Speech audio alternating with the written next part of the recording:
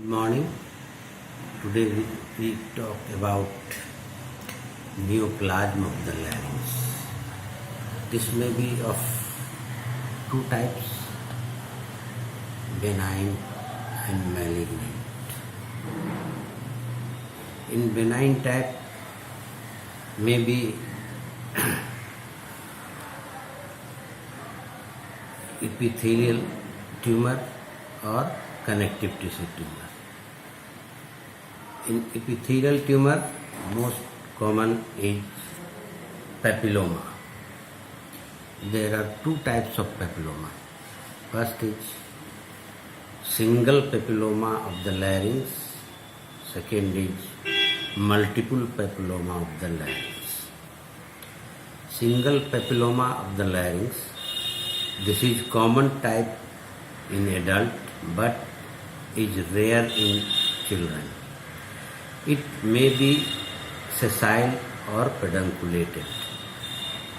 The common site is the region of anterior commissure and the anterior half of the vocal cords. Less common, the ventricular band is affected. It is twice as common in men as in women.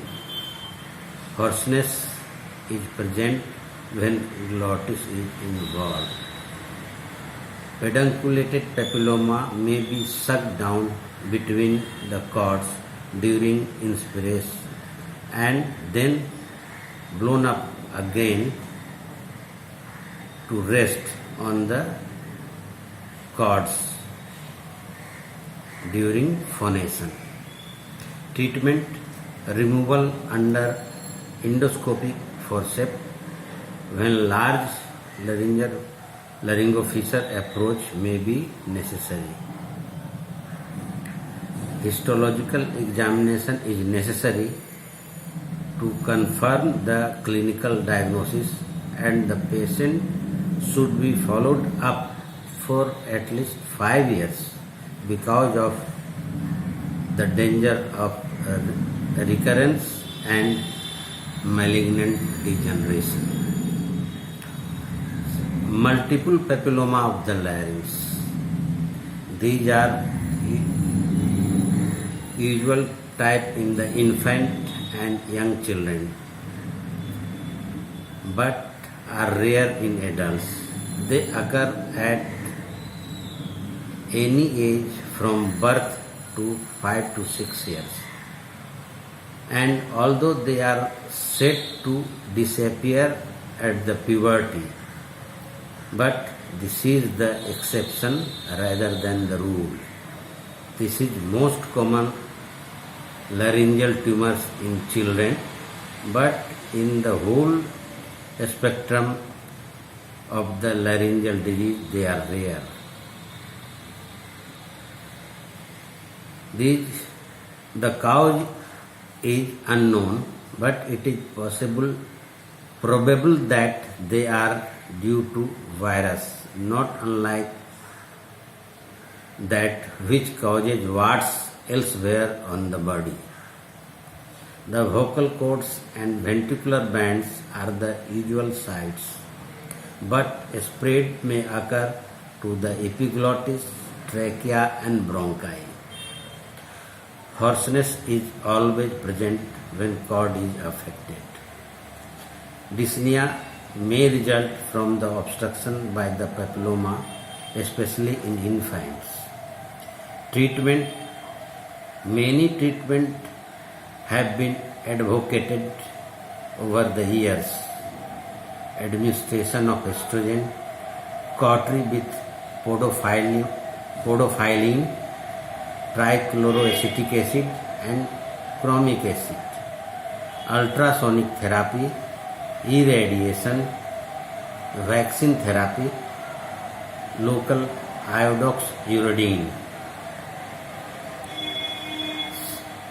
None of these is as successful as careful and repeated local removal aided by microscope and regular 2 monthly follow-up of the patient until condition resolves, sometimes in the late teens. The advent of laser beam microlaryngeal technique has proved highly successful in destroying the papilloma and reducing the frequency of their recurrence. This policy is safer than waiting until respiration becomes embarrassed because by then so many landmarks have disappeared that laryngeal damage and subsequent scarring are invariable. In children, the recurrence does not lead to malignant change. Tracheostomy may be needed to relieve dyspnea and may have to warn until the spontaneous disappearance of the papillomas, which is alleged to occur at puberty. Radiotherapy has been employed but may damage the laryngeal cartilage in the young. It may also followed by malignant change many years later and is not advised owing to the post-operative stenosis. In connective tissue tumor, fibroma, this connective tissue tumor can arise from any laryngeal structure but mainly occurs on the dorsum of the vocal cord. They result either from the organization of submucosal hematoma of the cord or are of inflammatory origin and thus are not true neoplasm. Rarely a laryngeal neurofibroma is seen in generalized neurofibromatosis. Hoarseness is produced early by fibromas situated on the edge of the vocal cords. The tumor is rarely large enough to cause dyspnea. Treatment is endoscopic removal under operating microscope.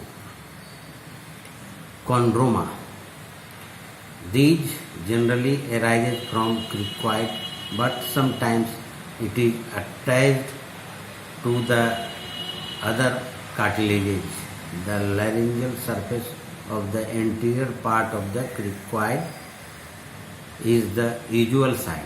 Hoarseness is caused by encroachment on the laryngeal lumen. Dyspnea follows later. Tracheostomy may be required. Removal by open operation is feasible in some cases and some form of laryngectomy may required for very large tumors. Angiomas. By strict pathological classification, these tumors should be regarded as malformation and not as neoplasm. There are two types: telangiectasis, often familial; varices, these lie submucosally and are usually extension from oropharynx or piriform fossa. A purplish swelling appears in the laryngeal vestibule. Treatment is required only when obstruction or hemorrhage occurs.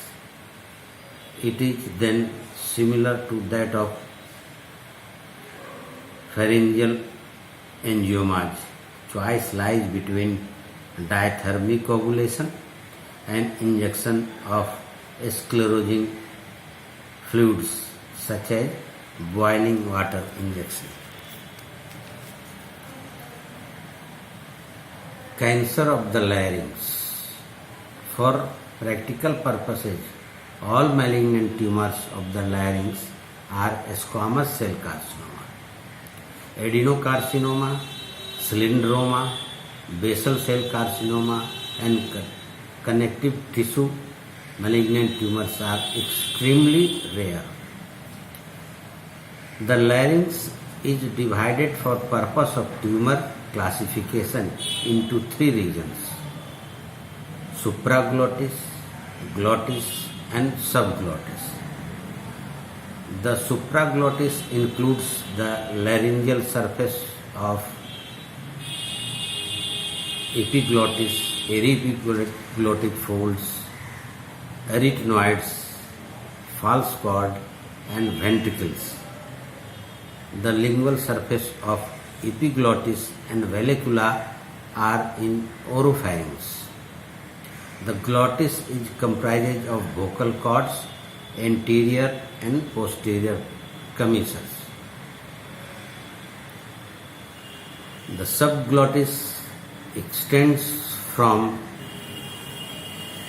lower border of cricoid cartilage to the under surface of the vocal cords.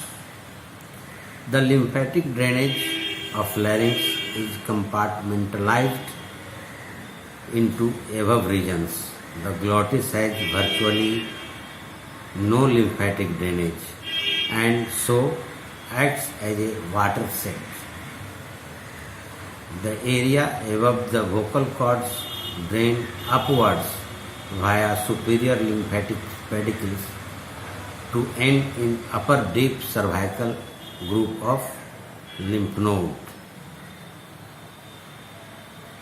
The subglottis drains both to prelaryngeal and paratracheal glands. Each of the three regions of the larynx is further divided into series of sites on the basis of number of sites affected and also the movement of the vocal cords. The TNM system of classification is marginally different in every region.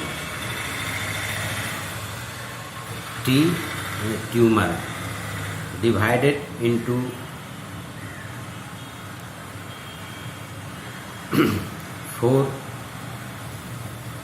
five types.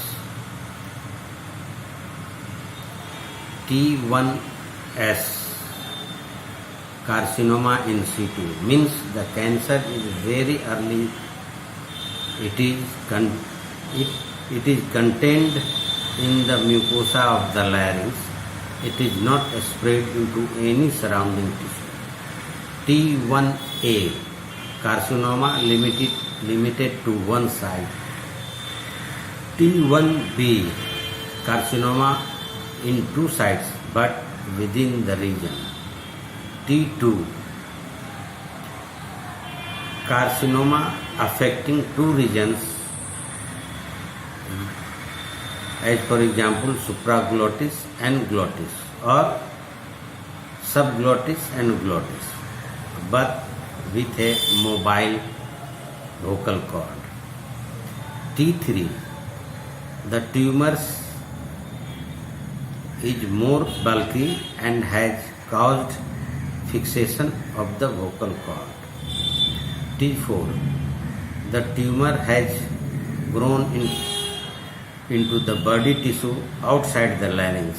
It may spread to the thyroid gland, trachea or esophagus. N for node. 4 types. N0 to N3. N2 is split into N2A, N2B and N2C. Important points are whether any neck glands contains cancer, size of the node containing cancer, which side of the neck the node containing cancer, or on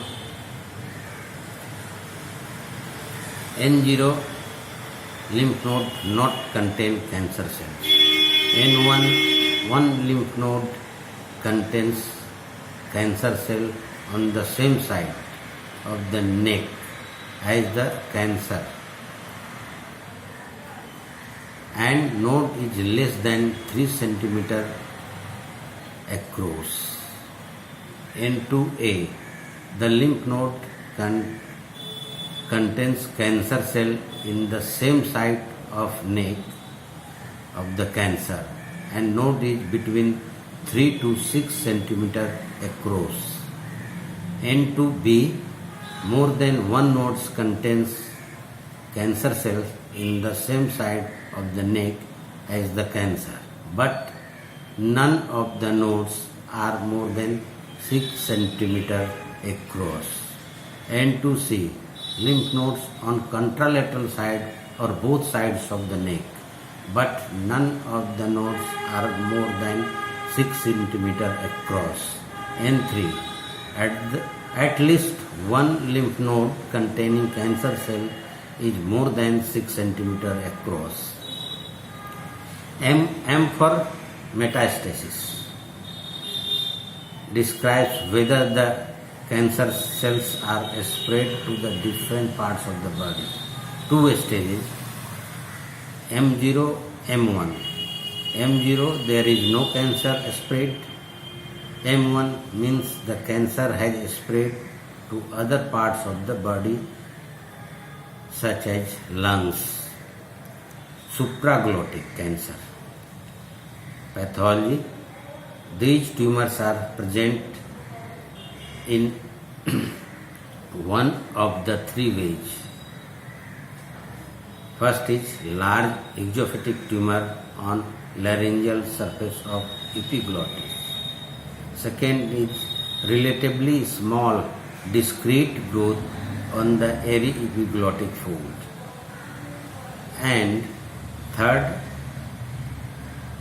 an isolated ulcerative growth on the false chord. The supraglottic space has a rich lymphatic drainage, and high percentage of these tumors spread to the lymph nodes. Roughly 1 in 3 epiglottic tumor, 3 in 4 airy epiglottic tumor, and about 1 in 2 false chord tumors metastasize. Nearly all these tumors will invade pre-epiglottic space, but only a small group will involve the vocal cords until late in the course of the disease. This fact makes partial laryngectomy a distinct possibility in supraglottic cancer. Symptoms. These tumors do not affect the vocal cords and so rarely present with hoarseness. Some muffling voice present if tumor is large enough. Occasionally painful dysphagia in airy epiglottic tumors or an accounts of a lump in the neck from the metastatic gland. These tumors often diagnosed late because of symptoms arises late. Sometimes diagnosed accidentally by an anesthetist during intubation or some other procedure. investigation, careful clinical examination of neck and vocal cord. Palpable neck glands necessitate radical neck dissection of the. If vocal cord involved, there is no role of partial laryngectomy. Direct laryngoscopy and biopsy, laryngography and CT scan for more accurate extension of the disease. Glottic cancer. The glottis extends from the anterior to posterior commissure. It consists of both cartilage and membrane. Cartilage forming the posterior half of and membrane anterior half of the glottis. The length of the adult male vocal cord is about 2 cm. This should means that cancer is confined to the vocal cord. It is less than 2 cm in its widest point and thus should be imminently curable. Tumors in the region present as 2 distinct types: a small tumor limited to vocal cord, large tumor involving the glottis, supraglottis and subglottis called transglottic tumor. This carries a high incidence, about 75% lymph node metastasis, because it involves the rich lymphatic fields of both supraglottic and subglottic. These tumors also spread to strap muscles, about 5%, and thyroid glands, about 10%. Symptoms. Both tumors present with hoarseness. Every patient with hoarseness had the larynx examined within the first month. Then tumor should be seen at the early stage. Investigation, laryngoscopy, tomography and laryngography for extent of tumors. Subglottic cancers. Squamous cell carcinoma, more common in males who smoke, is far rarest region to be affected by laryngeal cancer, and this is fortunate because results are so much poorer than glottis and supraglottic cancer. Subglottis is a small area extending from lower border of the cricoid to the under surface of the vocal cord. Cancer of the thyroid gland and the trachea can spread to involve the subglottis. Cancer of the subglottis is spread to the thyroid gland in 20% of cases and to the trachea also 20%. Involve the strap muscle and some percentage give rise to cervical node metastasis. There are 6 to 8 paratracheal nodes in the mediastinum, and these too may be involved by a spread of subglottic cancer. Symptoms: hoarseness if the vocal cord involved early, respiratory obstruction and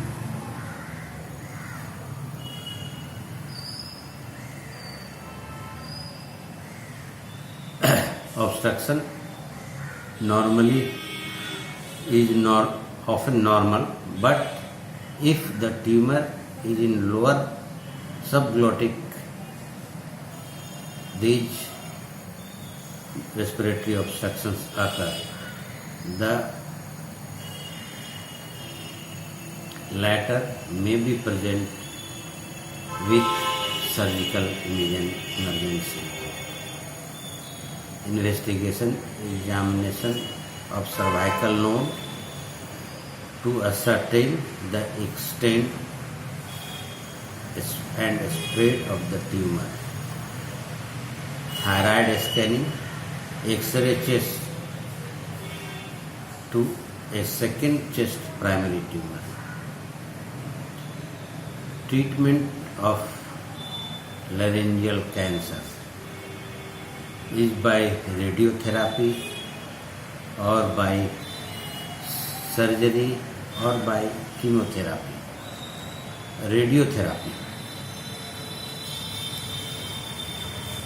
delivered by cobalt or by mega voltage therapy. Radiotherapy is indicated in anaplastic tumors, early caudal growth in preference to partial laryngectomy. Tumors which only slightly exceed the limits demanded by partial laryngectomy. Higher rate of cure in early caudal growth by radiotherapy than surgery, and voice may be perfect after radiotherapy. Failure of radiotherapy may demand total laryngectomy. In some centers, radiotherapy combined with hyperbaric oxygen to increase cancercidal effect. Chemotherapy, cytotoxic drugs are now used systemically in advanced cases. In combination with radiotherapy, bleomycin and methotrexate acts synergistically. In purely palliative regime, methotrexate, vincristine, cyclophosphamide and 5-fluorouracil are given together.